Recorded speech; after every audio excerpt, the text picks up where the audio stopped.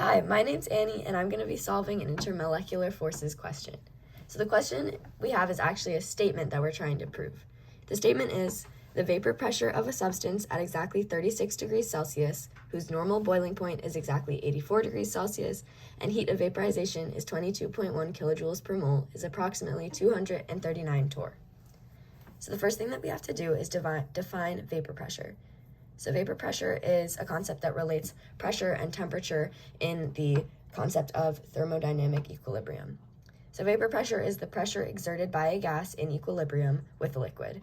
The molecules in the gas phase push up, and the layer of molecules on the surface have other molecules underneath them pushing up, but nothing is above them, so they can evaporate more easily.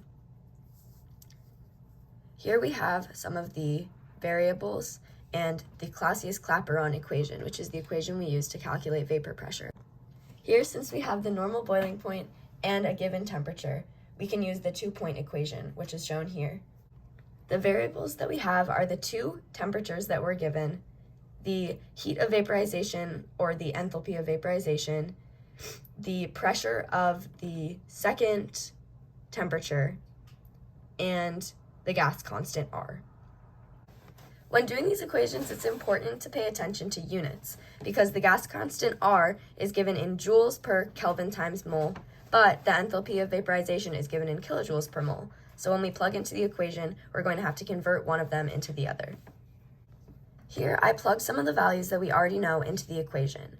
I was able to put the heat of vaporization into the numerator because we had that, and then below it, I divided by the gas constant converted into kilojoules per Kelvin times mole.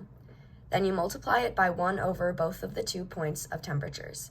It's important to make sure that you're keeping consistent your P2 and T2 and P1 and T1 so that you don't mix them up. Here I simplified a little further, just doing my division and subtraction. Next, I plugged in the pressure that we know. The pressure of vaporization for P2 is going to be 760 torr because it's at standard conditions. Then I used my log rules to change the division into subtraction. I found the natural log of the 760 torr that we have. Then I raised e to each side of the equation to cancel out the natural log. When I did this, I got the vapor pressure of 1 to be 239.06 torr, or about 239 torr, which is exactly what the problem was asking. To recap, first we addressed the question, then defined what it was asking, found the variables that were going to be included, found the equation we were going to use, plugged them all in, and then solved for the one variable we were missing, which was the vapor pressure for the first temperature. Once all the values were plugged in, we used algebra to determine the final answer. Let's go through quickly the units that we used. Up here we can see that we started in the numerator with kilojoules per mole, and at the bottom had kilojoules per Kelvin times mole. The kilojoules per mole cancel out, and you're left with 1 over Kelvin down here. Once you have 1 over Kelvin times the Kelvin in your next one, they cancel out again because this is Kelvin over 1.